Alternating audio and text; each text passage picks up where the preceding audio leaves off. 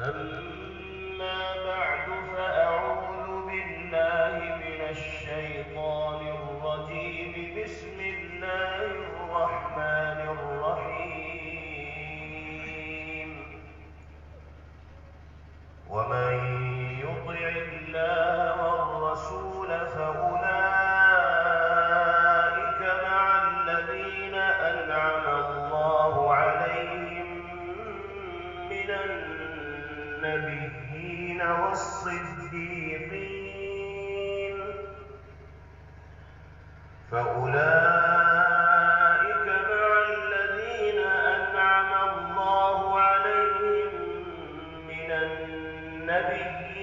والصديقين والشهداء والصالحين وحسن أولئك رفيقا. ذلك الفضل من الله وكفى بالله عليما. صدق الله مولانا العلي العظيم.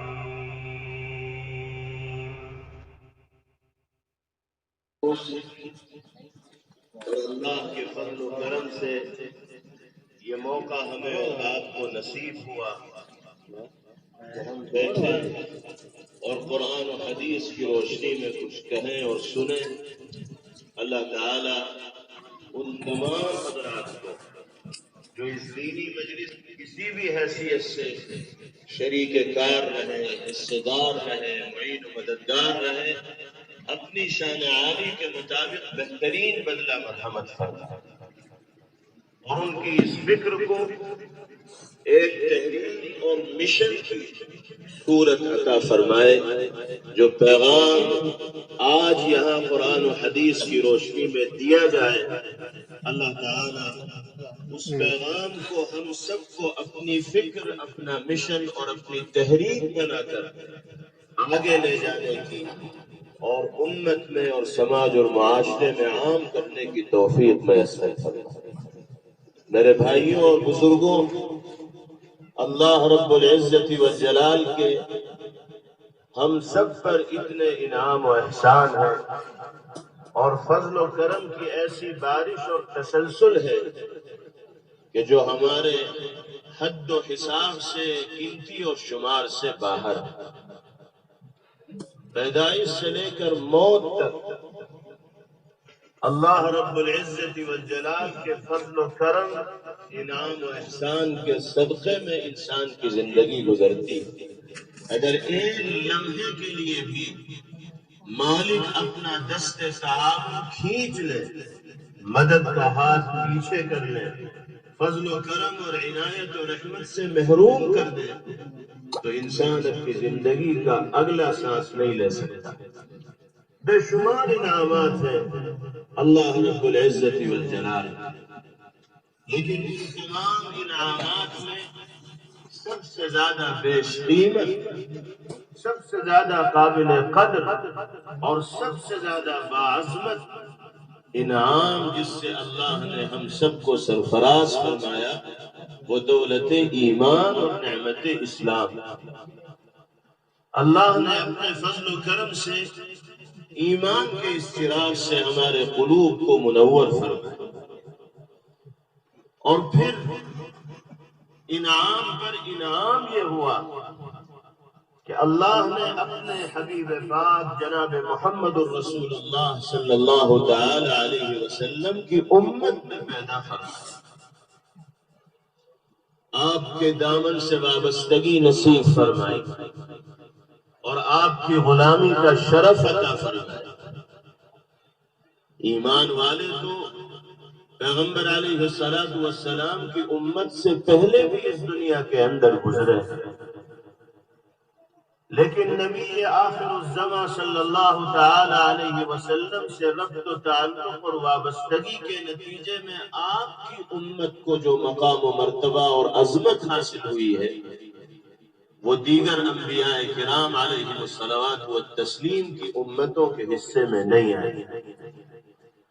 تو اللہ کا یہ بھی کرم ہوا کہ مومن و مسلمان ہم سب کو بنایا اور پھر ہماری اور آپ کی ہدایت و رہنمائی کے لیے اس عظیم المرتبت شخصیت کا نبی اور رسول کے طور پر انتخاب فرمایا کہ جس سے زیادہ باعظمت اور رفیع المرتبت شخصیت نہ ان سے پہلے اس دنیا کے اندر آئی اور نہ اب صبح قیامت تک آ سکتی۔ اللہ رب العزت والجلال ہم سب کو اپنے تمام انعامات کی اور خاص طور پر ان کلیدی نعمتوں کی قدردانی کی توفیق نصیب۔ میرے بھائیوں اور بزرگوں، سرکار دو عالم صلی اللہ تعالی علیہ وسلم کی شخصیت اور آپ کی ذات پاک وہ شخصیت ہے کہ جس سے محبت، جس سے تعلق، جس سے عقیدت اور جس کی رہنمائی میں زندگی گزارنا انسان کے لیے اس دنیا میں بھی عزت و شرافت کا باعث اور ذریعہ ہے اور آخرت میں بھی سرخروئی اور سربلندی کا باعث اور ذریعہ ہے۔ ہمارا اور آپ کا ایمان ہی اس وقت تک کامل نہیں ہوگا جب تک کہ ہم ٹوٹ کر جناب محمد الرسول اللہ صلی اللہ تعالی علیہ وسلم سے محبت کرنے والے نہ بن جائیں۔ جب تک پیغمبر علیہ السلام کی عقیدت و عظمت و محبت سب سے زیادہ ہمارے ذہن و دماغ کے اندر راسخ نہیں ہوگی، اس وقت تک اللہ رب العزت والجلال کی نگاہ میں ہم کامل مؤمن و مسلمان کہے جانے کے لائق نہیں۔ خود نبی کریم علیہ السلام نے ارشاد فرمایا، لا يؤمن احدكم حتى اكون احب اليه من والده وولده والناس اجمعين۔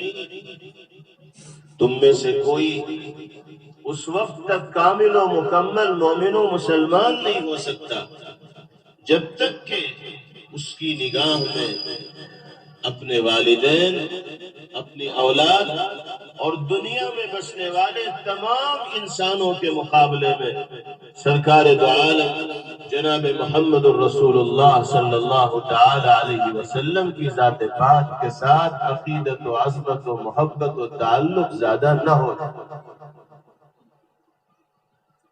عشق رسول ہمارے لیے سب سے قیمتی سرمایہ ہے۔ اللہ کے حبیب صلی اللہ علیہ وسلم سے محبت کامیابی کی تمام منزلوں تک پہنچنے کے لیے سب سے بنیادی چیز ہے۔ جس کے دل میں محبت کی یہ شمع جل رہی ہو، محبت کا یہ چراغ روشن ہو، وہ دنیا میں بھی اللہ کا مقرب بن کر زندگی گزارے گا اور آخرت میں بھی اس کو سرکار دو عالم صلی اللہ علیہ وسلم کی رفاقت اور معیت نصیب ہو۔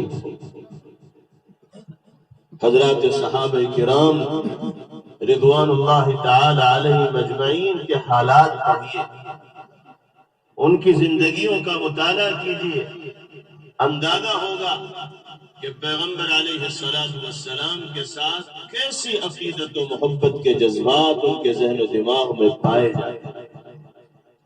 صحابہ کی وہ زندگیاں، صحابہ کرام رضوان اللہ علیہ مجمعین کے وہ جذبات ہم سب کے لیے نمونہ ہیں، ہم سب کے لیے عبرت و نصیحت کا سامان ہے۔ ہمیں ان واقعات کو پڑھ کر ان جذبات کی چھاپ، ان جذبات کا عکس، ان جذبات کے نقوش اپنی زندگی کے اندر بھی نافذ کرنے کی کوشش کریں۔ جب تک سچی عقیدت و محبت پیغمبر علیہ السلام سے قائم نہیں ہوگی، میرے بھائیوں اور بزرگوں، کسی بھی سماج اور معاشرے میں زندگی گزارنے والے انسانوں کے درمیان سدھار اور اصلاح ہو ہی نہیں سکتی۔ اصلاح اور سدھار کا راستہ پیغمبر علیہ السلام کی محبت و عقیدت سے ہو کر گزرتا ہے۔ سرکار دو عالم صلی اللہ تعالی علیہ وسلم کی تعلیمات و ہدایات کی روشنی میں زندگی گزارنے کے نتیجے میں سدھار اور اصلاح کا نمونہ انسان اپنے سر کی آنکھوں سے دیکھتا ہے۔ اس لیے ہمیں عشق رسول سے سب سے پہلے اپنے دلوں کو آباد کرنا ہوگا، اپنی زندگی کو معمور اور مالا مال کرنا ہوگا، اور پھر اسی عشق میں ڈوب کر ایمانی اور اسلامی زندگی گزارنی ہوگی۔ اللہ انفرادی طور پر بھی زندگیوں کو سیدھے راستے پر ڈالیں گے اور اجتماعی طور پر بھی زندگیاں راہ راست پر گامزن ہو جائیں گی۔ کیسی محبت تھی صحابہ کرام رضوان اللہ علیہم اجمعین کو۔ حضرت عائشہ صدیقہ رضی اللہ تعالی عنہا ارشاد فرماتی ہیں کہ ایک مرتبہ ایک صحابی نبی کریم علیہ السلام کی خدمت میں حاضر ہوئے۔ فدا ہے پیغمبر علیہ السلام، عاشق زار ہے نبی کریم علیہ السلام۔ محسوس ایسا ہوتا ہے صحابہ کی زندگیوں کو پڑھ کر کہ ان کا دل اور من اگر دنیا کے اندر لگ رہا ہے تو پیغمبر علیہ السلام کا دیدار اور زیارت کر کے لگ رہا ہے۔ حضور پاک علیہ السلام کو دیکھ کر وہ اپنے غم غلط کر دیتے۔ نبی کریم علیہ السلام کی خدمت میں حاضر ہوئے اور اپنا حال بیان کیا، عرض کیا کہ یا رسول اللہ انک لأحب الی من نفسی، اے اللہ کے رسول دل کی آواز آپ کے سامنے پیش کر رہا ہوں، سچائی اور حقیقت بیانی سے کام لے رہا ہوں۔ اللہ گواہ ہے آپ مجھے جان سے زیادہ عزیز اور پیارے ہیں، میں آپ کے لیے سب کچھ نچھاور کرنے کو اور قربان کرنے کو تیار ہوں۔ پھر فرمایا انک لاحب الی من اہلی، یا رسول اللہ گھر والوں سے، بال بچوں سے، اہل خانہ سے کس کو محبت و تعلق اور لگاؤ نہیں ہوتا، لیکن میرا اللہ گواہ ہے کہ آپ میری نگاہ میں گھر والوں سے بھی زیادہ عزیز اور پیارے ہیں۔ آپ سے تعلق و محبت اور لگاؤ کی راہ میں اگر گھر والوں کی محبت آئے گی تو ان کو پیچھے ڈال دوں گا اور آپ کی محبت کے نقوش دنیا کے اندر قائم کروں گا اور اسی روشنی میں زندگی گزاروں گا۔ پھر فرمایا انک لاحب الی من ولدی، یا رسول اللہ آپ مجھے میری اولاد سے زیادہ عزیز اور پیارے ہیں۔ یہ بالکل سچائی انہوں نے بیان کی اور اس کے بعد عجیب بات ذکر کی، ارشاد فرمایا انی لأکون فی البیت فاذکرک فما اصبر حتی آتی، یا رسول اللہ دیوانگی کا اور آپ کے ساتھ عقیدت و محبت و تعلق کا یہ عالم ہے کہ گھر میں جاتا تو ہوں لیکن جب تک گھر میں رہتا ہوں یاد آپ ہی کی ستاتی رہتی، دل و دماغ آپ ہی میں اٹکا رہتا ہے، یہی سوچتا رہتا ہوں کہ کیسے موقع ملے اور پھر آپ کی مجلس میں حاضر ہو جاؤں، کیسے موقع ملے اور آنکھوں سے بیٹھ کر آپ کا دیدار کرنے لگوں، کیسے موقع ملے اور اپنی آنکھوں کو آپ کی زیارت سے تسکین عطا کرنے لگوں۔ رہتا گھر میں ہوں لیکن یاد برابر آپ کی رہتی ہے اور اس وقت تک چین نہیں آ جاتا جب تک کہ آپ کی خدمت میں حاضر نہیں ہوتا۔ یہ میری کیفیت ہے اور یہ کیفیت صرف ایک صحابی کی نہیں بلکہ ہر صحابی رسول صلی اللہ علیہ وسلم عشق نبی کی اسی کیفیت سے دوچار ہے۔ محبت کے یہی جذبات ان کے دلوں کے اندر پائے جاتے ہیں۔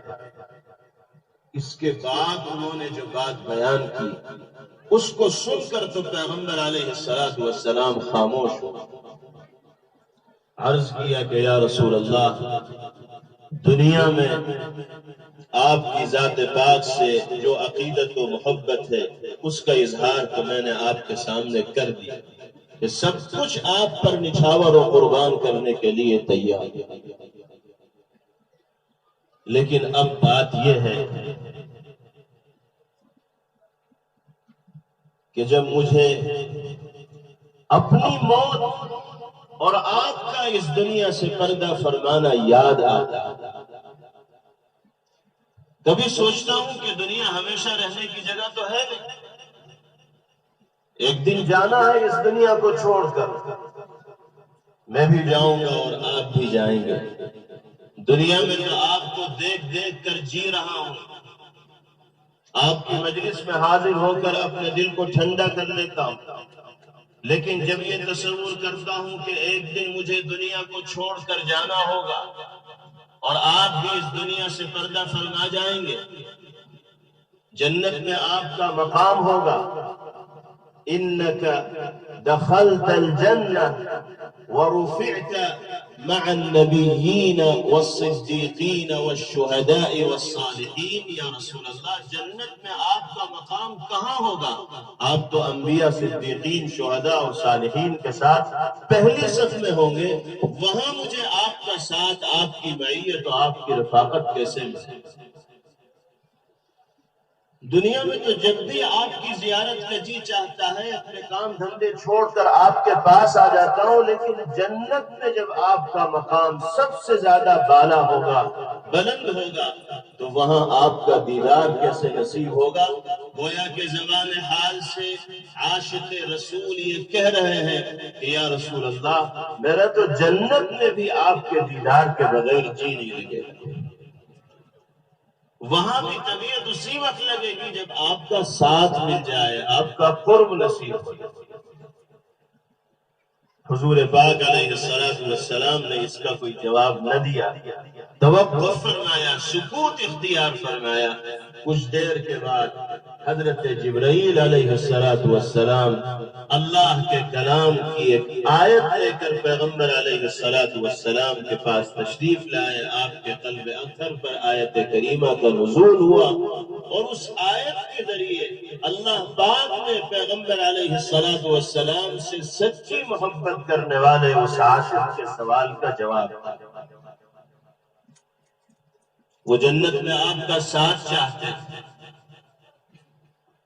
ہمیں اور آپ کو بھی پیغمبر علیہ السلام کے رفاقت و معیت کی تمنا اور آرزو اپنے دل کے اندر رکھنی چاہیے، اور ہر مومن کے دل میں یہ تمنا ہونی چاہیے۔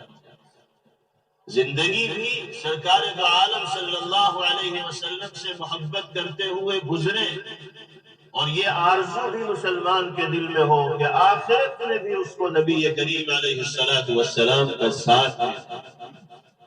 اور واقعتاً خوش نصیب ہیں وہ لوگ کہ جن کو یوم محشر جنت میں پیغمبر علیہ السلام کا قرب، آپ کی معیت و رفاقت نصیب ہو۔ کیسے نصیب ہو؟ قرآن نے جو نسخہ بتایا، جو راستہ بتایا، اس راستے پر چل کر نہ صرف یہ کہ وہ صحابی پیغمبر علیہ السلام کی معیت کا مقام حاصل کریں گے،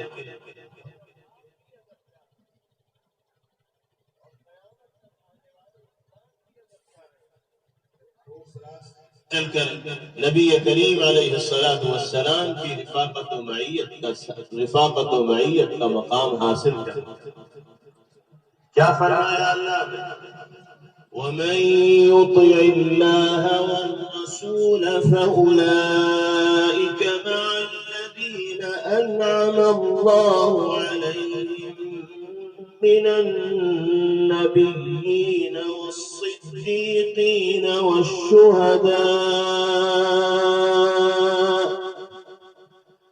فأولئك مع الذين أنعم الله عليهم من النبيين والصديقين والشهداء والصالحين،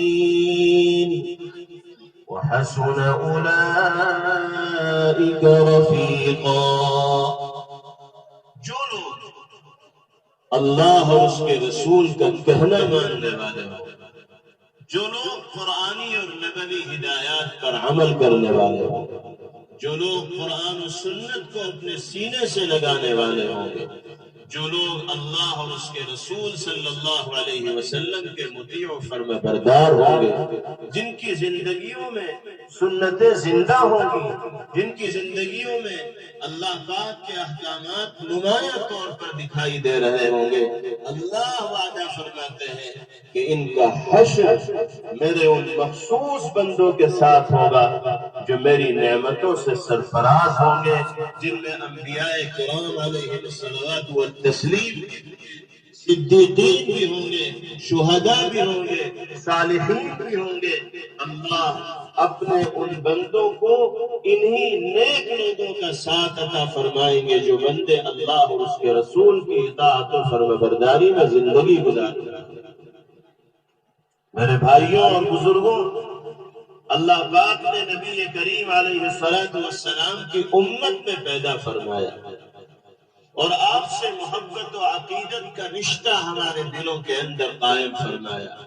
اس محبت و عقیدت کا تقاضا یہ ہے کہ ہم نبی کریم علیہ السلام کی ہدایات و تعلیمات پر عمل کرنے والے بنے،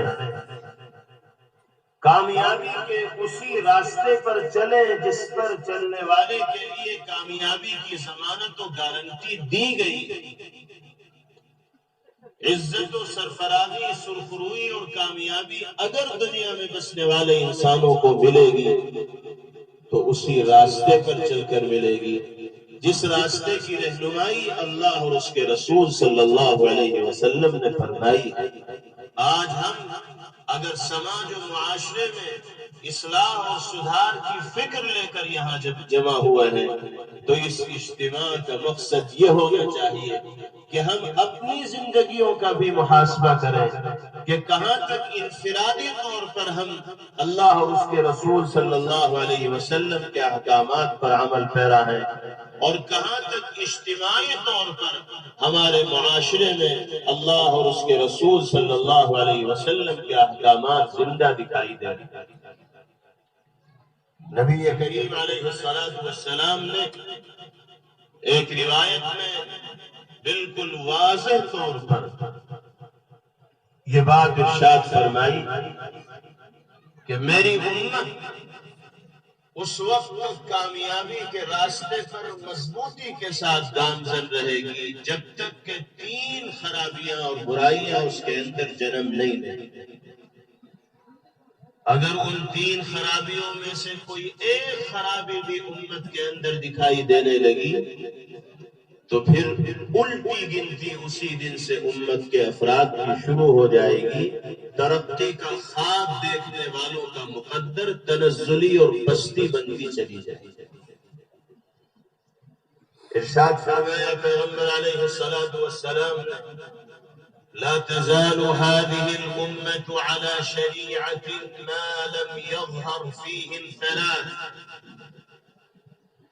یہ امت اس وقت تک صراط مستقیم پر، سیدھے راستے پر، شریعت اسلامیہ پر، اللہ اور اس کے رسول کے احکامات پر گامزن رہے گی، کامیابی کے راستے پر چلتی رہے گی جب تک کہ 3 چیزیں امت کے اندر رونما نہ ہوں۔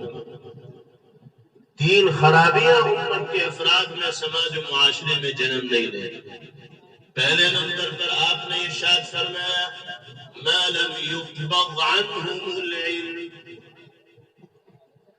جب تک میری امت میں علم کا دور دورہ ہوگا، پڑھنے اور پڑھانے کا ماحول ہوگا، دین کے بنیادی عقائد و مسائل سے امت کا ہر فرد واقف ہوگا، مسلمانوں کے ہر گھر میں قرآن پاک کی تلاوت کا اور نبی پاک علیہ السلام کی احادیث و فرامین کو سننے اور سنانے کا مزاج ہوگا، مسلمانوں کی بستیوں میں، محلوں میں، قریوں میں، گاؤں میں، شہروں میں، دیہاتوں میں مکاتب دینیہ اور حلقہ قرآنیہ قائم ہوں گے، مدارس اسلامیہ زندہ ہوں گے، دینی محنت کرنے والے افراد سرگرم ہوں گے، مختلف جماعتوں اور تنظیموں کے ذریعے اللہ اور اس کے رسول صلی اللہ علیہ وسلم کے احکامات کو عام کیا جا رہا ہوگا۔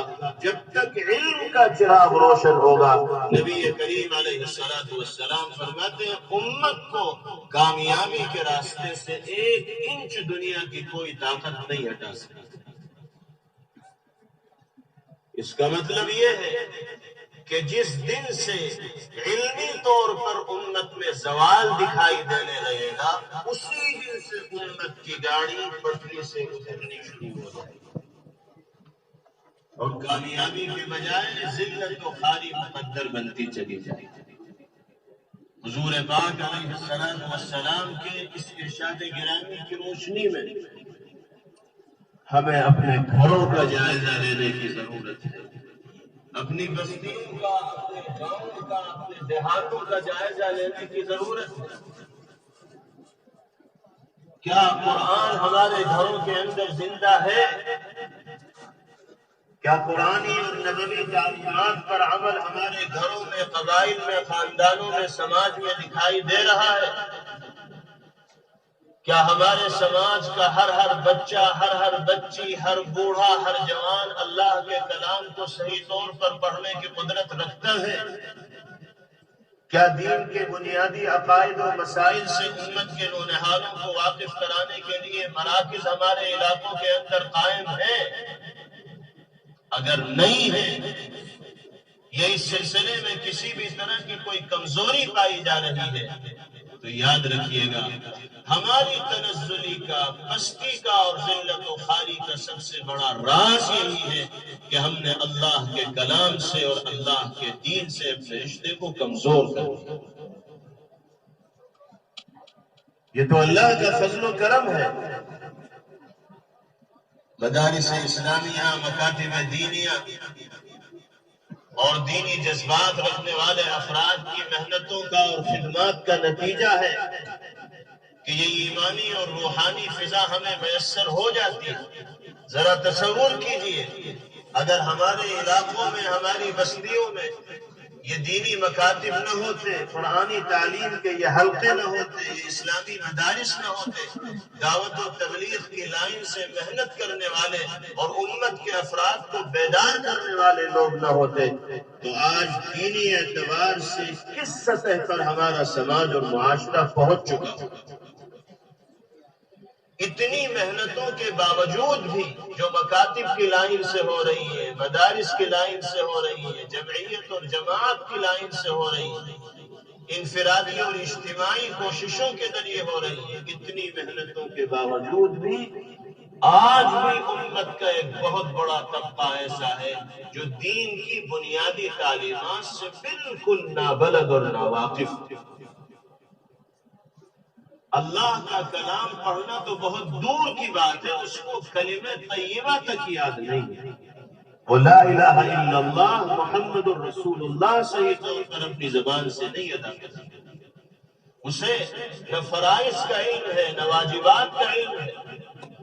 پیغمبر علیہ السلام نے زندگی گزارتے کہ جو سلیقے بتائے ہیں، جو اسلوب بتائے ہیں، جو انداز بتائے ہیں، اس سے وہ بالکل نابلد اور ناواقف ہے، کیسے اسے کامیابی ملے؟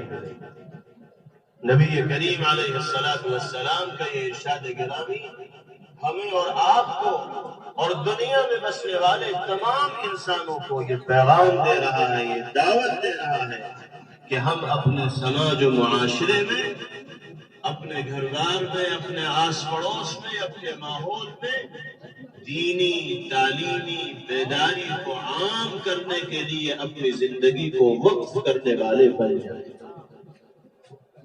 ہر شخص یہ عزم لے کر جائے کہ مجھے اپنے گھر کے اندر تو کم سے کم دینی تعلیم کے چراغ کو روشن رکھنا ہی رکھنا ہے۔ جب تک زندہ رہوں گا اپنے گھر سے دینی تعلیم کے چراغ کو بند نہیں ہونے دیں۔ ایسا ماحول اپنے گھر کے اندر ہر شخص بنانے کی کوشش کرے کہ گھر کا کوئی چھوٹا بڑا ایسا نہ رہے جو صحیح عقائد کا حامل نہ ہو، قرآن پاک صحیح طور پر پڑھنے جاننے والا نہ ہو اور دین کے بنیادی عقائد و مسائل سے صحیح طور پر واقفیت رکھنے والا نہ ہو۔ ہر شخص کی یہ ذمہ داری ہے۔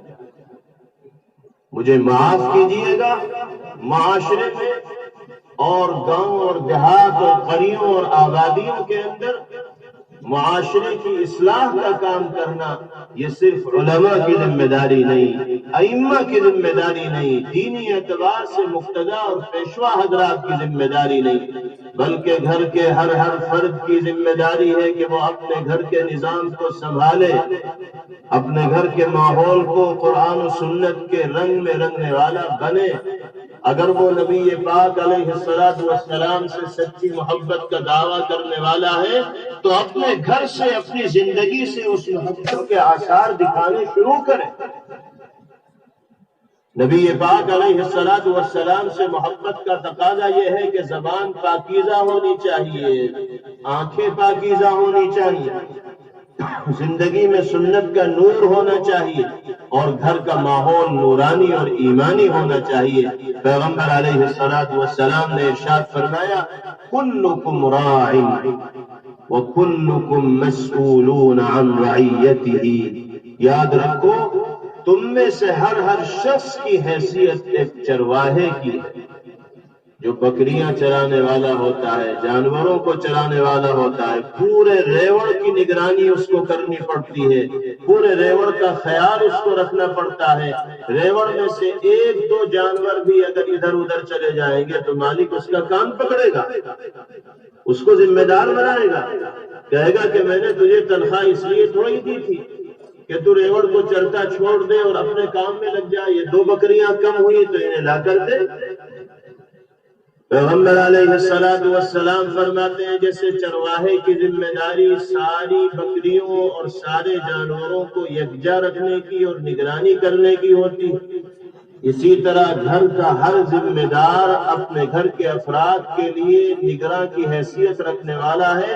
گھر کا کوئی فرد جو آپ کا ماتحت ہے اگر خلاف شریعت و سنت زندگی گزارے گا تو جس طرح اس سے سوال ہوگا اسی طرح آپ سے بھی سوال ہوگا۔ اگر بیوی صحیح راستے پر نہیں چل رہی تو آپ نے کوشش کیوں نہیں کی بیوی کو سنوارنے کی؟ اگر بچے صحیح راستے پر نہیں چل رہے تو آپ نے کوشش کیوں نہیں کی بچوں کو صحیح راستے پر لانے کی؟ اگر بچے قرآن پڑھنا نہیں جانتے تو بچوں کا قصور بعد میں ہے، آپ کا اور ہمارا قصور پہلے ہے۔ ہم نے انہیں وہ ماحول کیوں نہیں دیا جس میں وہ پروان چڑھتے اور اللہ کے کلام کو پڑھنا سیکھتے، قرآن کی تلاوت کا جذبہ ان کے اندر پیدا ہوتا اور دین کے بنیادی عقائد و مسائل سے وہ واقف ہوتے۔ قرآن کریم میں فرمایا گیا، یا ایھا الذین آمنوا قوا انفسکم واہلیکم نارا وقودها الناس والحجارہ، اے ایمان والو اپنے آپ کو اور اپنے گھر والوں کو جہنم کی آگ سے بچاؤ، وہ آگ کے جس کو سوکھی لکڑیوں سے نہیں دکھایا جائے گا بلکہ اس آگ کا ایندھن انسان اور پتھر ہو۔ دنیا میں جو آگ ہم دیکھتے ہیں اس سے ہزاروں گنا زیادہ حرارت و گرمی، تپش اور جلانے کا مادہ اس آگ کے اندر پایا جا رہا ہوگا۔ آج دنیا کی آگ میں ایک لمحے کے لیے بھی ہم جسم کا کوئی عضو نہیں ڈال سکتے، ہمت نہیں کر سکتے، لیکن اگر ہم نے اپنی اور اپنے گھر والوں کی دینی تعلیم کی فکر نہیں کی تو جہنم کی اس آگ کا ایندھن بننا پڑے۔ علیہا ملائکۃ غلاظ شداد لا یعصون اللہ ما امرهم ویفعلون ما یؤمرون، اور ایسے سخت مزاج تندخو فرشتے اس آگ پر نگرانی کے لیے مسلط ہوں گے جن کے دل میں رحم اور ترس نام کی کوئی چیز نہیں ہوگی، اور اللہ کے حکم کی ذرہ برابر وہ خلاف ورزی نہیں کریں گے۔ وہ تو وہی کریں گے جس کا حکم ان کو ملائے اعلیٰ سے ملے گا، اللہ پاک کی جانب سے۔ تو ہم سب کی ذمہ داری ہے اپنے گھر کے ماحول کو سنبھالنا، سنوارنا، آراستہ کرنا۔ اصلاح معاشرے کی پہلی سیڑھی یہی ہے کہ ہم اپنے کو سنواریں، اپنے گھر والوں کو سنواریں، آس پاس رہنے والے لوگوں کی فکر کریں۔ ہر آدمی اگر اپنی فکر کرنے والا بن جائے گا تو پورا سماج سدھر جائے گا۔ یہاں اگر 500 آدمی، 200 آدمی، 600 آدمی بیٹھے ہیں اور ان میں سے ہر شخص یہ فکر لے کر جائے کہ میں اپنے کو سنواروں گا، اپنے گھر کو سنواروں گا، تو ہزاروں کی زندگیوں میں انشاءاللہ بدلاؤ اور تبدیلی آ جائے گی۔ ایک سے دوسرا ملتا ہے، دوسرے سے تیسرا ملتا ہے، تیسرے سے چوتھا ملتا ہے، اسی سے سماج اور معاشرہ تیار ہوتا ہے۔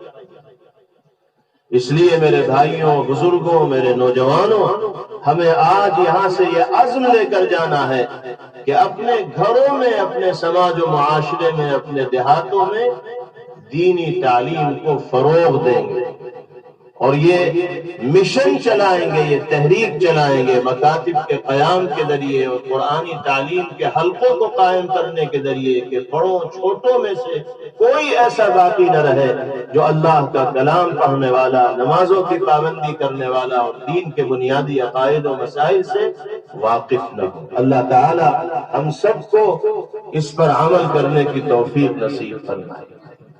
دوسری چیز نبی کریم علیہ السلام نے ارشاد فرمایا، لا تزال هذه الأمة على شريعة ما لم يظهر فيهم ثلاث ما لم يقبض عنهم العلم ويكثر فيهم ولد الخبث۔ فرمایا پیغمبر علیہ السلام نے کہ یہ امت اس وقت تک کامیابی کے راستے پر چلتی رہے گی، چلتی رہے گی، چلتی رہے گی، جب تک کہ اس میں ناجائز اولاد کا عموم اور شیوع نہ ہو جائے۔ اگر انسانی سماج میں ناجائز اولاد عام ہوگی تو اللہ کا غضب اور غصہ اس سماج کے اوپر نازل ہوگا اور پھر عزتیں اس سماج کی زندگی سے نکل جائیں گی، محرومیاں اس کا مقدر بنے گی۔ اور آپ جانتے ہیں کہ ناجائز اولاد کا وجود ہوتا ہے ناجائز رشتوں کو قائم کرنے کے ذریعے، اور ناجائز رشتوں کا وجود سماج کے اندر اس وقت ہوتا ہے جب جائز طریقوں سے رشتوں کو قائم کرنا مشکل ہونے لگتا ہے۔ ترتیب سمجھیے، ناجائز اولاد دنیا میں عام ہوگی تو اللہ کا غضب اور غصہ انسانی سماج پر نازل ہوگا، اور ناجائز اولاد کا عموم کب ہوگا؟ جب انسانوں میں ناجائز رشتے قائم ہوں گے، جیسا کہ آج کی دنیا میں یہ چیزیں عام ہیں۔ اور ناجائز رشتے کب انسانی سماج میں قائم ہوتے ہیں؟ جب جائز طریقوں سے رشتوں کی راہ مشکل ہو جاتی ہے تو انسان اپنی خواہش کی تسکین کے لیے ناجائز راستے تلاش کرتا ہے، حرام راستے تلاش کرتا ہے۔ آج صورتحال یہ ہے کہ نکاح جیسے پاکیزہ رشتے کے ذریعے انسانی سماج میں محبت قائم کرنا آج ہمارے یہاں اتنا مشکل ہو گیا ہے کہ ایک متوسط درجے کا ہمارا بھائی جب اپنی بچیوں کے نکاح کے بارے میں سوچتا ہے تو اس کی راتوں کی نیندیں اڑ جاتی ہیں۔ کتنا مشکل کام ہو گیا ہے نکاح کرنا۔ اتنے رسوم و رواج سے ہم نے نکاح کو جکڑ دیا ہے کہ نکاح کا تصور آتے ہی وہ سارے رسوم و رواج ذہن و دماغ کے اندر آنے لگتے ہیں۔ اب انسان ایک طرف اپنی حیثیت کو دیکھتا ہے اور دوسری طرف سماج میں پائے جانے والے رسوم کو دیکھتا ہے۔ اگر وہ اپنی حیثیت کے مطابق تقریب کرے گا تو اسے اپنوں کے طعنے برداشت کرنے پڑیں گے، لوگ اس پر کنجوسی اور بخل کا لیبل لگائیں گے اور نہ جانے کیا کیا کہیں گے۔ مجبور ہو کر، ماحول کے دباؤ سے متاثر ہو کر وہ لوگوں کے مزاج کے مطابق تقریب کرتا ہے۔ نتیجہ یہ ہوتا ہے کہ سودی قرضوں کے بوجھ تلے اسے دبنا پڑتا ہے، پھر سالوں گزر جاتے ہیں اور اس قرض سے اس کا پیچھا نہیں چھوٹتا۔ جب نکاح جیسے پاکیزہ رشتے کو قائم کرنا انسانی سماج میں مشکل ہوگا تو ناجائز طریقے سے رشتے عام ہوں گے، اور ناجائز رشتوں کے نتیجے میں حرام اولاد کا وجود ہوگا، اور یہ چیز اللہ کے غضب اور غصے کو دعوت دے رہا ہے۔ نبی کریم علیہ الصلوۃ والسلام نے تو فرمایا اعظم النکاح برکتا ایسرہ مؤونہ، سب سے زیادہ بابرکت نکاح وہ ہے جو سب سے زیادہ سہولت اور کم خرچے میں انجام دے دیا جائے۔ ایسے نکاح کو پیغمبر علیہ الصلوۃ والسلام سب سے بابرکت قرار دے رہے ہیں، لیکن ہم اپنے سماج میں، اپنی برادری میں، اپنے خاندانوں میں ہونے والے نکاح اور ان نکاحوں کے ساتھ جڑے ہوئے رسوم و رواج پر نگاہ ڈالیں، ہم خود اس نتیجے پر پہنچیں گے کہ بہت سی پابندیوں اور قیودات کی وجہ سے اس پاکیزے رشتے کا قیام ہمارے سماج کے اندر مشکل سے مشکل تر ہوتا چلا جائے۔ لین دین کا رواج اتنا عام ہو گیا، دعوتوں میں فضول خرچیوں کا رواج اتنا عام ہو گیا، دکھاوا، نام و نمود اور ریا کا مزاج اتنا عام ہو گیا ہے کہ ہر شخص یہ سوچتا ہے کہ میرے یہاں تقریب ایسی ہو، میرے یہاں تقریب میں لین دین ایسا ہو، میرے یہاں تقریب میں دعوتیں ایسی ہوں کہ میری تقریب کے مقابلے میں پچھلی خاندان کی ساری تقریبیں 2 نمبر پر چلی جائیں، لوگ ان کو بھول جائیں، اور میری تقریب کا لوگوں کے درمیان چرچا رہے۔ خوب خرچ کیا جاتا ہے، پانی کی طرح پیسوں کو بہایا جاتا ہے، قرض لے کر اپنی جھوٹی خواہشات کی تسکین کی جاتی ہے، اور شیطان نے دماغ میں یہ بات بٹھا دی ہے کہ ان رسوم و رواج کو اختیار کرو گے تو انسانی سماج میں تمہارا سر فخر سے اونچا ہوگا۔ حالانکہ حقیقت یہ ہے کہ انسان اس طرح کی فضول خرچیاں کر کے اللہ کی نگاہ سے اپنے آپ کو گرا دے گا، اور جو انسان اپنے کو اللہ کی نگاہ سے گرا دے گا تو پھر کائنات میں کہیں اس کو اپنے لیے جائے پناہ نہیں ملے گی۔ قرآن کریم میں کیا فرمایا گیا؟ وَلَا تُبَذِّرْ تَبْذِيرًا إِنَّ الْمُبَذِّرِينَ كَانُوا إِخْوَانَ الشَّيَاطِينِ وَكَانَ الشَّيْطَانُ لِرَبِّهِ كَفُورًا۔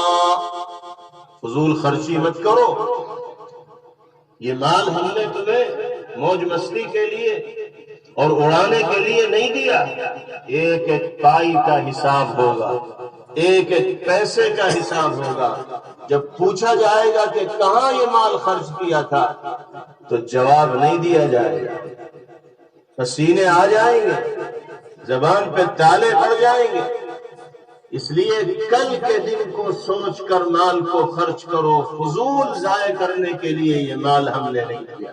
اور یاد رکھو، فضول خرچی کرنے والے، مال کی ناقدری کرنے والے، اللہ کو ناراض کرنے والے کاموں میں ریا، نمود اور شہرت کے لیے مال کو پانی کی طرح بہانے والے، یہ سب شیطان کے بھائی بندو اور اس کے چیلے چپاٹے اور اس کے مشن کو تقویت پہنچانے والے۔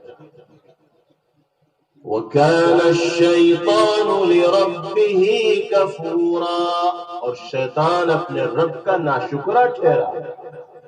تم بھی ناشکرے بن رہے، اور ناشکروں کو اللہ نعمتوں سے محروم فرما دے۔ لَئِن شَكَرْتُمْ لَأَزِيدَنَّكُمْ وَلَئِن كَفَرْتُمْ إِنَّ عَذَابِي لَشَدِيدٌ۔ اللہ نے تو اعلان فرما دیا کہ میری نعمتوں کے قدردان اور شکر گزار بنو گے تو میں مزید نعمتیں تمہیں دوں گا، اور اگر ناقدری اور ناشکری کرو گے تو اللہ جس طرح نعمتوں کو دینے پر قادر ہے اسی طرح چھیننے پر بھی قادر ہے۔ اور اللہ نے فرمایا کہ میری گرفت اور میرا عذاب بہت سخت ہے۔ جب اللہ گرفت میں لینے پر آتے ہیں تو پھر دنیا کی کوئی طاقت اللہ پاک کی گرفت سے انسان کو بچانے میں کامیاب نہیں ہوگا۔ اس لیے آج کے اس اجلاس میں ہمیں یہ پیغام لے کر جانا ہے، یہ عزم لے کر جانا ہے کہ اپنے سماج و معاشرے میں ہونے والی شادی بیاہ کی تقریبات کو سادگی کے ساتھ انجام دینے کی کوشش کریں گے، اور جو غیر شرعی رسوم و رواج ہماری تقریبات میں رائج ہو گئے ہیں ان کو اپنے سماج سے، قبیلے اور خاندان سے ہر ممکن طریقے سے مٹانے کی کوشش کریں۔ کیوں بھائی، اس کا عزم و ارادہ کر رہے ہیں نہیں کر رہے؟ یہ صرف سن کے چلے جائیں؟ خاص طور سے گاؤں کے جو چودھری، ذمہ دار اور بااثر لوگ ہیں، ان کا یہ فریضہ بنتا ہے کہ وہ اپنے دائرہ اثر میں کمیٹی بنائیں، اور اس کمیٹی کو اس بات کا پاور دیا جائے، اختیار دیا جائے کہ وہ خاندان میں ہونے والی تمام تقریبات پر نگاہ رکھیں، ان کو گائیڈ لائن دیں، ان کے لیے رہنما خطوط متعین کریں کہ اس دائرے میں رہتے ہوئے آپ کو اپنے خاندان میں شادی کی اس تقریب کو، نکاح کی اس تقریب کو منعقد کرنا ہے۔ ہمیں اس مزاج کو عام کرنے کے لیے بیداری پیدا کرنی ہوگی، سرگرمی کا اظہار کرنا ہوگا، لوگوں کے درمیان جا کر اللہ اور اس کے رسول صلی اللہ علیہ وسلم کے پیغام کو عام کرنا ہوگا۔ جو اجتماعی بگاڑ ہوتے ہیں، اجتماعی فساد ہوتا ہے، اس کو دور کرنے کے لیے اجتماعی کوششیں ہی درکار ہوتی ہیں۔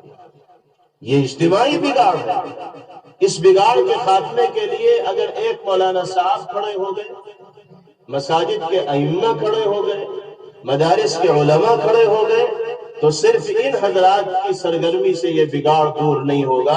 اس اجتماعی بگاڑ کو دور کرنے کے لیے سب کو مشترکہ طور پر محنت و کوشش کرنی ہوگی، عوام و خواص کو مل کر اس برائی سے اپنے سماج کو بچانا ہوگا، تب جا کر ہمیں اس میں کامیابی مل سکتی ہے۔ اور آپ کو یہ بات بھی ذہن میں رکھنی چاہیے کہ آج کے زمانے میں ارتداد کے جو واقعات ہمارے سماج کے اندر رونما ہو رہے ہیں، اور روزانہ ملک کے مختلف حصوں سے یہ خبریں سننے کو ملتی ہیں اخبارات و میڈیا کی توسط سے کہ کسی مسلمان، کوئی مسلمان بچی غیر مسلم کے ساتھ چلی گئی،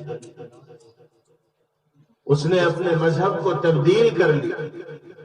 اس میں جہاں اس کی دین سے دوری ہے اور دین کے سلسلے میں عظمت و عقیدت و محبت کے جذبات کا نہ ہونا ہے، وہیں اس کا ایک بنیادی سبب یہ بھی ہے کہ انسانی سماج میں نکاح اتنا مشکل ہو گیا کہ وہ لڑکی یہ سمجھتی ہے کہ اب میرے لیے اس سماج میں رشتے نکاح کے بندھن میں بندھنا ممکن نہیں، اس لیے مجھے اپنی زندگی کے لیے کوئی دوسرا راستہ اختیار کرنا۔ یاد رکھیے، اگر ہماری کوئی بچی نکاح کے مشکل ہونے کی وجہ سے غیر کے ساتھ گئی ہے تو اس کے لیے مجرم تنہا وہ نہیں بلکہ پورا کا پورا سماج مجرم قرار دیا جائے گا اللہ کے لیے۔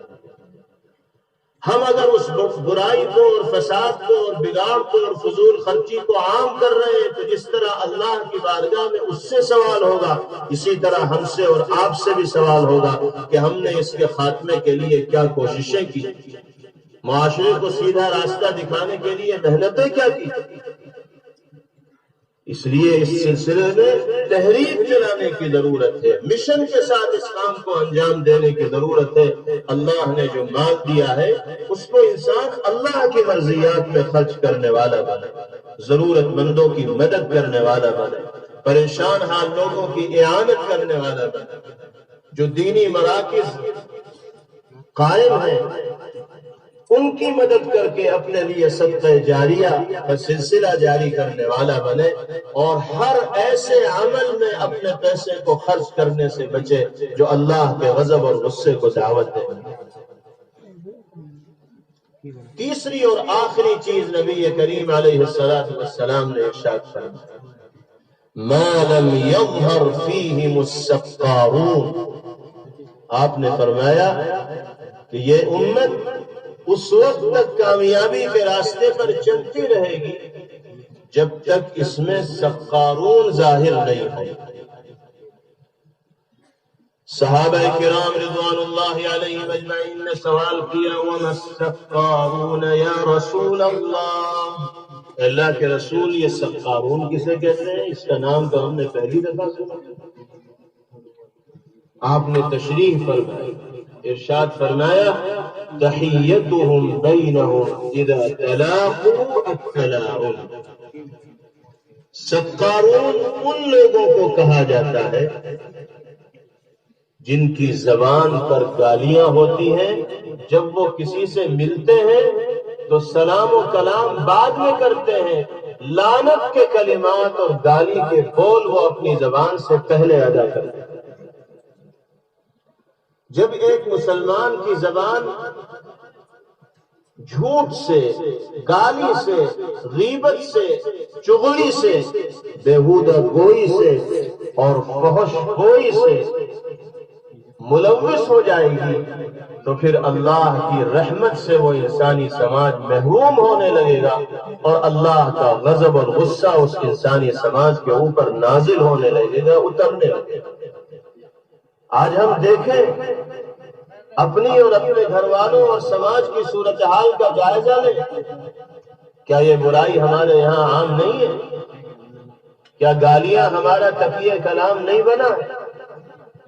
کیا گالیوں کے ہم اس انداز میں عادی نہیں ہو گئے کہ صبح سے شام تک 50 گالیاں دیتے اور احساس نہیں ہوتا کہ ہم نے گناہ کیا؟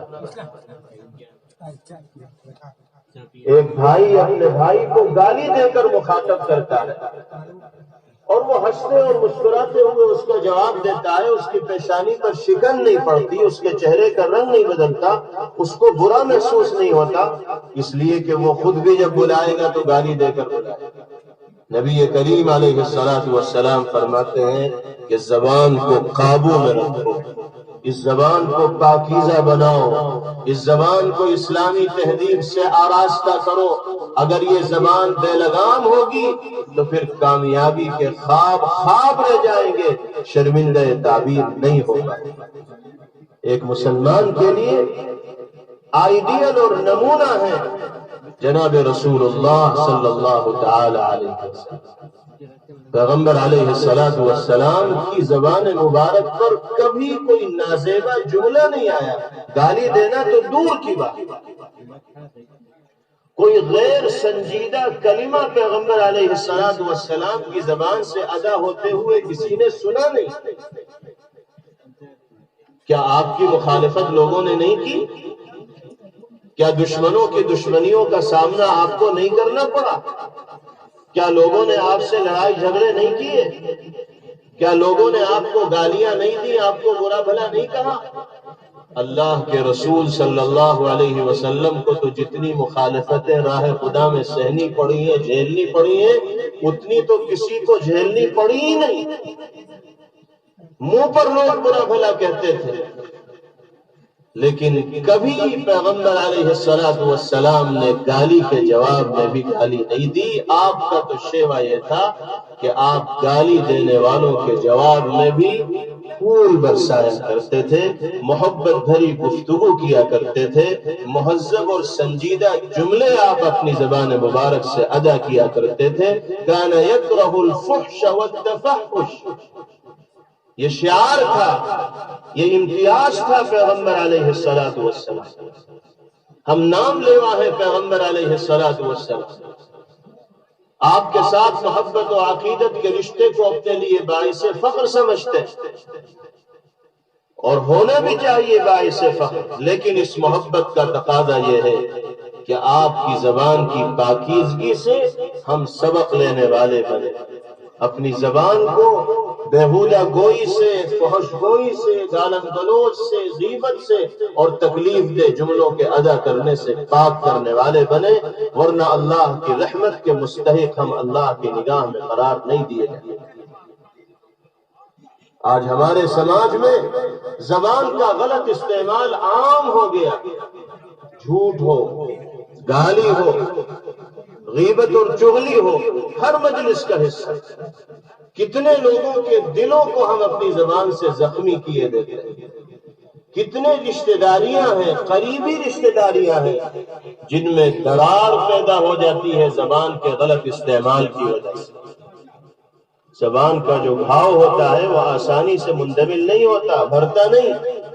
تیر و تلوار کا گھاؤ تو آسانی سے بھر جاتا ہے، لیکن زبان سے جو گھاؤ لگتا ہے، جو زخم لگتا ہے، وہ آسانی سے بھرتا نہیں ہے۔ آپ نے کسی کی توہین کر دی، 10 آدمیوں کے بیچ میں کسی پر نازیبا تبصرہ کر دیا، کسی کی عزت سے کھلواڑ کیا، اپنی زبان کا غلط استعمال کیا، تو ہر شخص کو اپنی عزت پیاری ہوتی ہے۔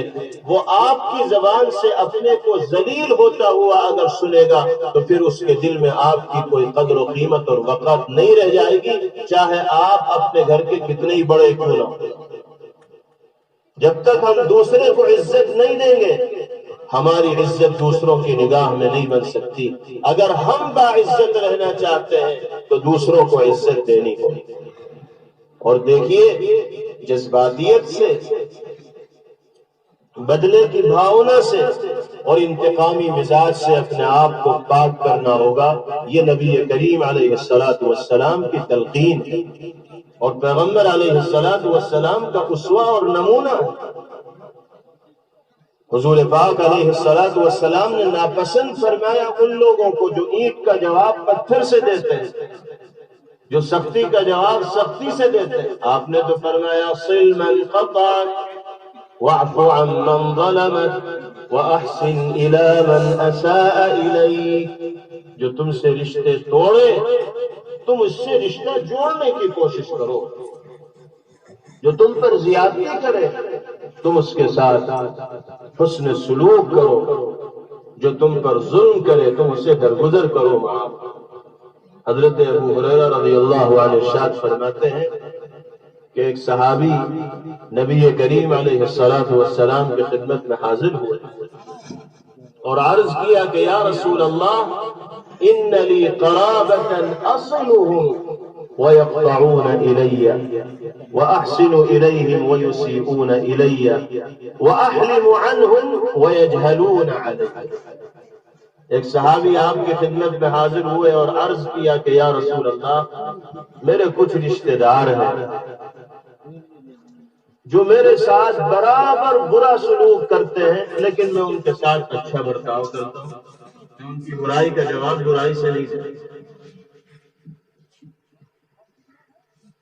وہ برابر قطع رحمی کرتے ہیں، میں صلہ رحمی کرتا ہوں۔ وہ مجھ پر ظلم اور زیادتی کرتے ہیں، میں بردباری اور تحمل سے کام لیتا ہوں، برداشت کر جاتا ہوں، کڑوے گھونٹ پی لیتا ہوں، جواب نہیں دیتا۔ آپ بتائیے یا رسول اللہ، میرا عمل کیسا ہے؟ کیا میں صحیح کر رہا ہوں یا مجھے اور کچھ سدھار لانا چاہیے؟ پیغمبر علیہ السلام نے ان کی پیٹھ تھپتھپائی، ان کو شاباشی دی، ان کا حوصلہ بڑھایا اور فرمایا لئن كان كما تقول كأنما تصفهم المل۔ اگر بات وہی ہے جو تم نے کہی تو تمہارا کردار بالکل صحیح ہے۔ تمہارا یہ عمل کہ تم بدسلوکی کے جواب میں حسن سلوک کر رہے ہو، یہ ایسا ہے جیسے تم نے ان کے منہ پر گرم گرم ریت پھینک دی۔ جب ریت منہ پر جائے گا اور آنکھوں میں گھسے گا تو آدمی کو برا لگے گا۔ اور پھر فرمایا وَلَا يَزَالُ مَعَكَ مِنَ اللَّهِ ظَهِيرٌ عَلَيْهِمْ مَا دُمْتَ عَلَى ذَلِكَ۔ یہ اصل چیز فرمایا کہ جب تک تم صبر سے، تحمل سے، برداشت سے کام لیتے رہو گے، اللہ کی مدد برابر تمہارے شامل حال رہے گی۔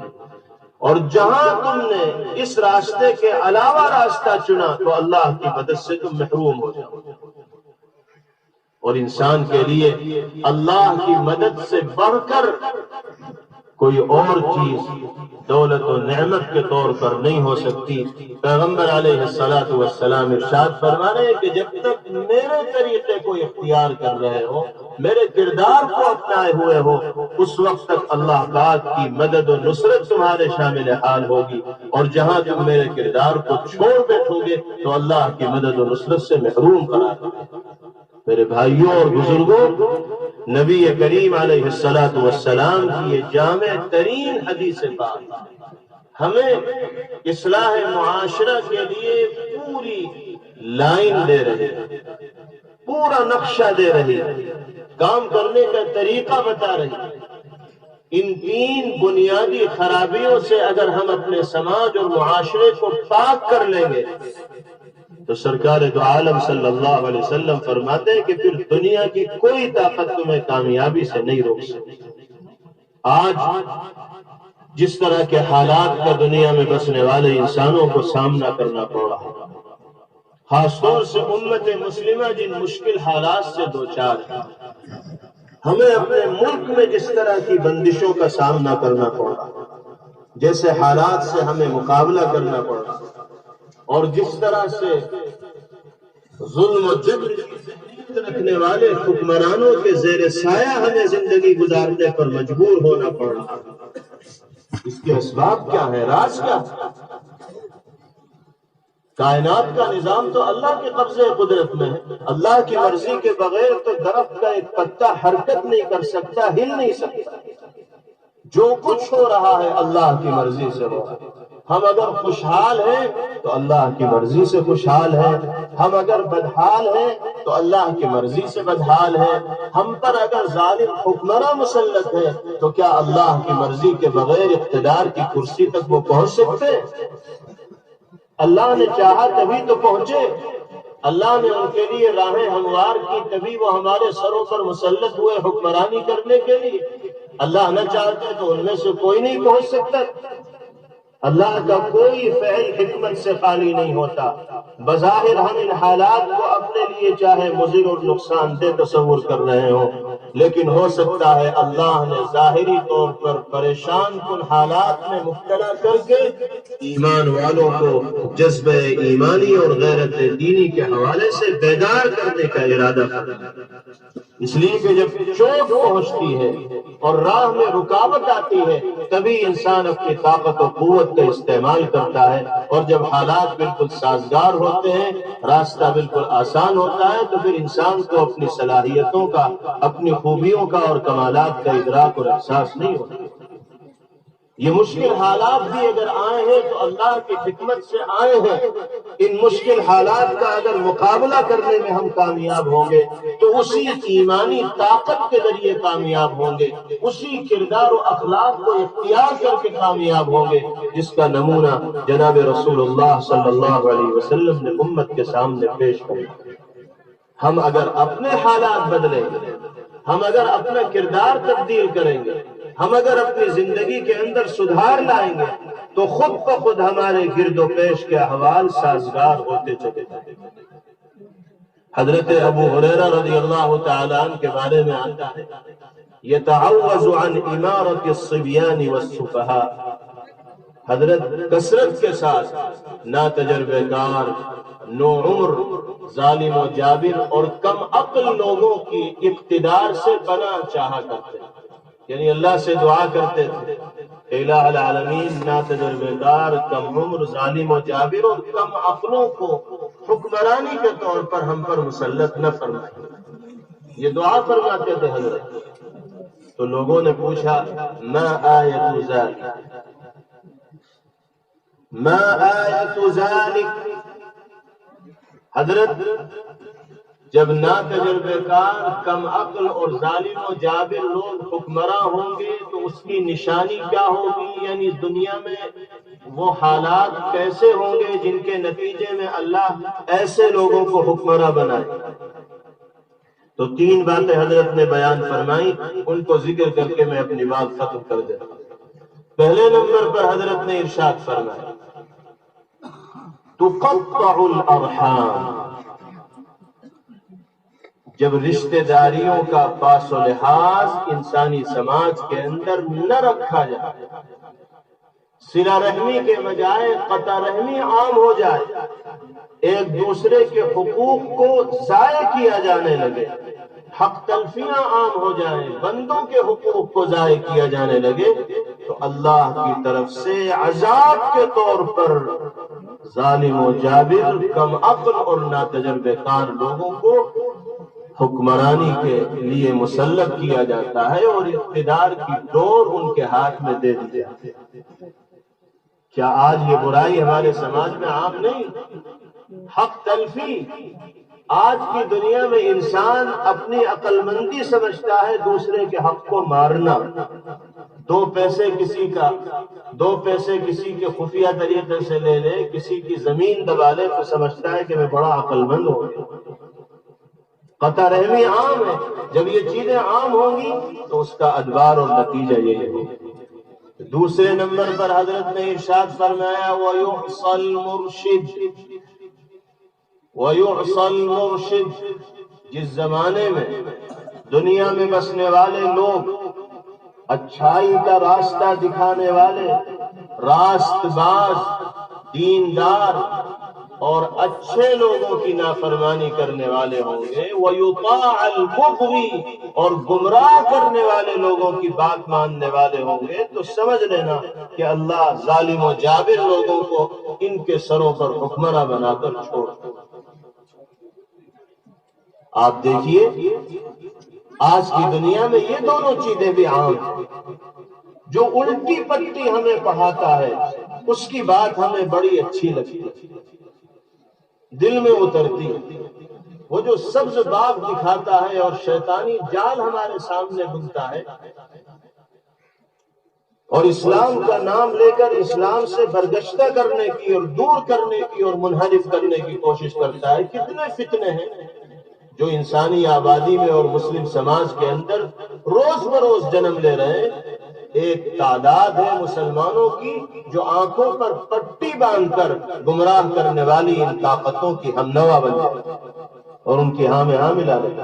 کہیں قادیانیت کا فتنہ، کہیں شکیلیت کا فتنہ، کہیں کوئی مہدی ہونے کا دعویٰ کر رہا ہے تو ایک ٹولی اور ایک جماعت اس کے ساتھ بھی ہوتی ہے، کہیں کوئی بزرگان دین سے ذہن کو خراب کرنے کی کوشش کر رہا ہے، تحریک چلا رہا ہے، ایک ٹولہ اس کے ساتھ بھی ہو۔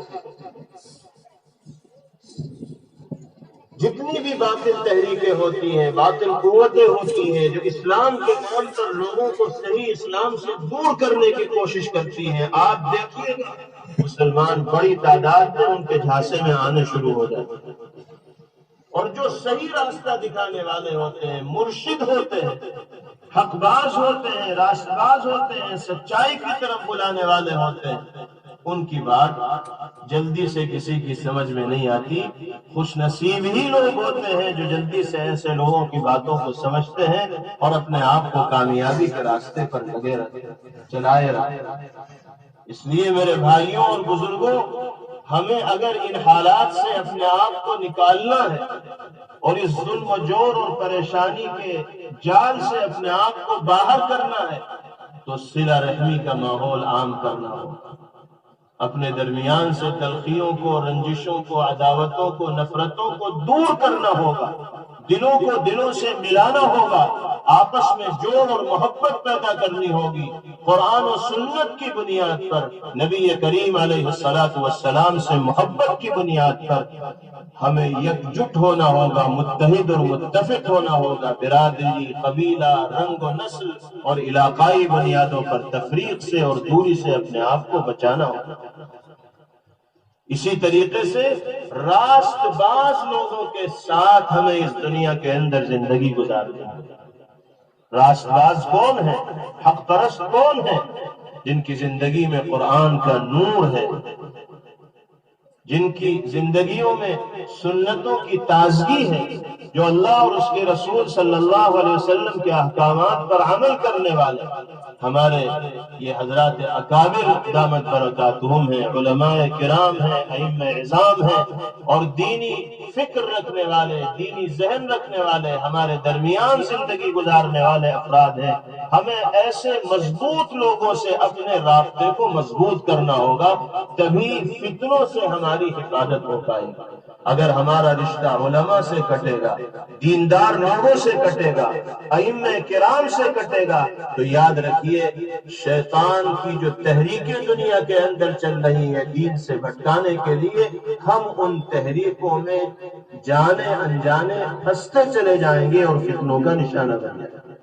فتنے بہت تیزی کے ساتھ حضور پاک علیہ السلام نے بچنے کی ترغیب دی، فرمایا بادروا بالاعمال الصالحة فتنا كقطع الليل المظلم يصبح الرجل مؤمنا ويمسي كافرا ويمسي مؤمنا ويصبح كافرا. نیکیوں کو کرنے میں ایک دوسرے سے آگے نکلنے کا جذبہ اپنے اندر پیدا کر، کیونکہ فتنے بہت تیزی کے ساتھ آ رہے ہیں، اور ایسے فتنے ہیں جو اندھیری رات کے مختلف حصوں کی طرح ہے. جس طرح رات گزرتی ہے تو اندھیرا بڑھتا چلا جاتا ہے، اس طرح ہر آنے والا فتنہ پہلے فتنے کے مقابلے میں زیادہ گمراہ ہے. اور ایسے خطرناک فتنے کہ جن کا شکار ہو کر صبح کے وقت جو مسلمان تھا شام ہوتے ہوتے کافر ہو جائے گا، شام کے وقت جو مومن تھا صبح ہوتے ہوتے کافر ہو جائے گا. ان فتنوں سے بچاؤ کا واحد ذریعہ اہل علم، دیندار اور ذمہ دار حضرات سے ربط و تعلق کو مضبوط و مستحکم کرو. یہ مدارس ہمارے مراکز ہیں. دارالعلوم دیوبند ام المدارس ہے. سارے ملک ہی میں نہیں، سارے عالم میں اللہ نے مدارس کا جو نظام اس نہج پر قائم فرمایا وہ دارالعلوم دیوبند سے اٹھنے والی تحریک کی دین ہے، جس کو اللہ نے اپنے فضل و کرم سے یہ طاقت و قوت و توانائی عطا کی. ہمیں اس مرکز سے جڑ کر زندگی گزارنی اور اسی پیغام کو اپنے لیے نمونے عمل تصور کرنا ہے جو اس مرکز کے توسط سے آیا ہے، ان حضرات اکابر کے ذریعے آیا ہے. تو انشاءاللہ پھر بڑی سے بڑی طاقت ہمارے ایمان کا اور ضمیر کا سونا کرنے میں کامیاب نہیں ہوگی. اور اگر ان علماء سے اور مدارس سے اور دینی فکر رکھنے والے افراد سے رشتہ ٹوٹے گا تو پھر ہم نہ جانے کن کے ہاتھوں کا کھلونا بنتے چلے جائیں. اللہ تعالی ہم سب کے یہاں جمع ہونے کو قبول فرمائے. جو باتیں اللہ نے اپنی توفیق سے کہلوائیں، باری تعالی ہم سب کو ان باتوں پر عمل پیرا ہونے کی توفیق نصیب فرمائے. اللہ اس بستی کو، اس علاقے کو اپنی خاص رحمتوں سے مالا مال فرمائے. اس قریے کو اور گاؤں کو جہاں آج اس دینی اجلاس کا انعقاد ہوا، اللہ پاک اس کو اس پروگرام کی برکتوں سے خوب مستفید ہونے کے مواقع مرحمت فرمائے، اور بار بار اس طرح کی دینی محفلوں اور مجلسوں سے ہم سب کو فائدہ اٹھانے کی توفیق نصیب فرمائے. اخیر میں ایک مرتبہ پھر میں مبارکباد بھی دیتا ہوں اس جلسے کے منتظمین کو اور جلسے کا انعقاد کرنے والے حضرات کو، اور شکریہ بھی ادا کرتا ہوں اپنے ان تمام احباب کا، داعی اور میزبان حضرات کا، جنہوں نے آپ کے درمیان حاضری کی دعوت دی اور اس کی نسبت پر کچھ کہنے اور سننے کا موقع ملا. اللہ تعالی ہم سب کو عمل کی توفیق سے مالا مال فرمائے. وآخر دعوانا ان الحمد للہ رب العالمین. كله ولك الشكر كله. اللهم لا نحصي ثناء عليك أنت كما أثنيت على نفسك. اللهم صل وسلم وبارك على سيدنا ونبينا ومولانا محمد وعلى آله وصحبه كما تحب وترضى عدد ما تحب وترضى. لا إله إلا الله الحليم الكريم سبحان الله رب العرش العظيم. لا إله إلا أنت سبحانك إني كنت من الظالمين. ربنا ظلمنا أنفسنا وإن لم تغفر لنا وترحمنا لنكونن من الخاسرين.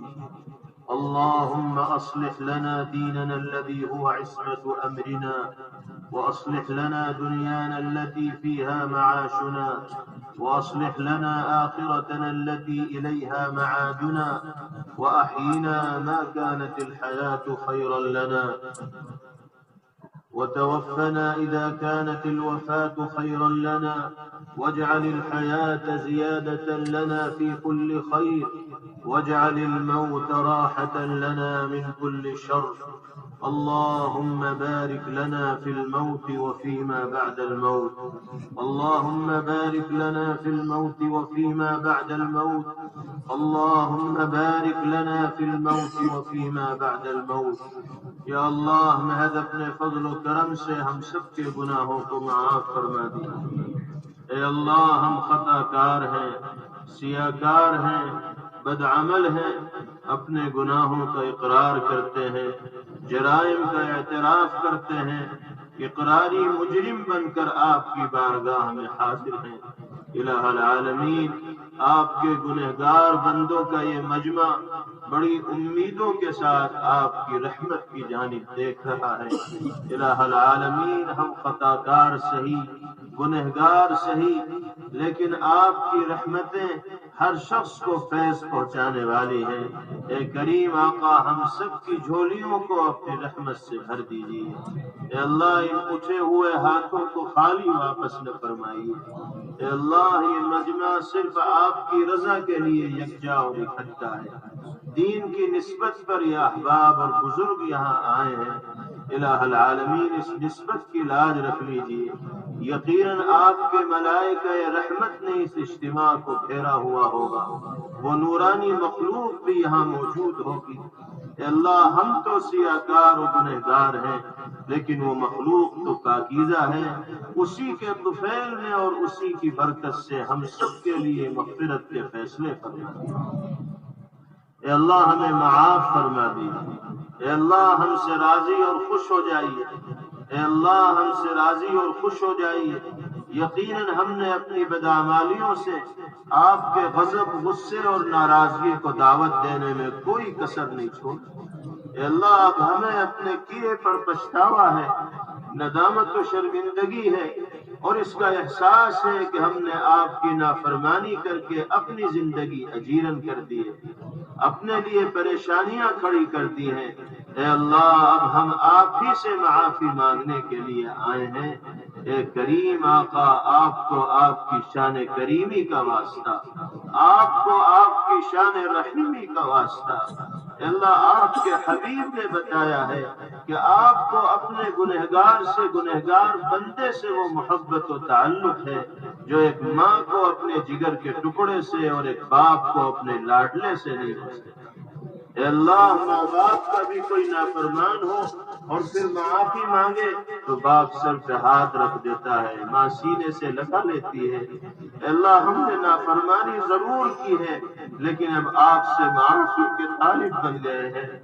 اے اللہ، ہمیں معاف فرما دیجیے۔ اے اللہ، معاف فرما دیجیے۔ کہ اللہ، اس مجمع میں وہ بزرگ بھی ہیں جن کے سر اور داڑھی کے بال سفید ہوئے، کہ اللہ، جن کو آپ خالی ہاتھ واپس نہیں فرماتے۔ وہ نوجوان بھی ہیں جن کے دینی جذبات کی آپ بہت قدر فرماتے ہیں۔ یا اللہ، وہ چھوٹے چھوٹے بچے بھی جنہوں نے قرآن پاک مکمل کیا ہے، اے اللہ، اپنے کلام کی برکت سے ہم سب کو معاف فرما دیجیے۔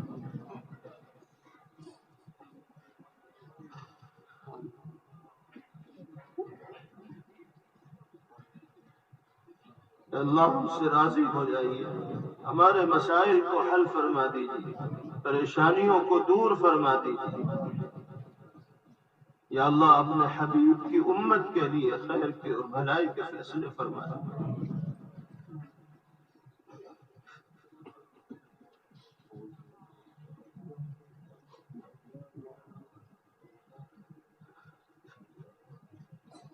یا اللہ، بیماروں کو شفا عطا فرمائیے، مرحومین کی مغفرت فرمائیے۔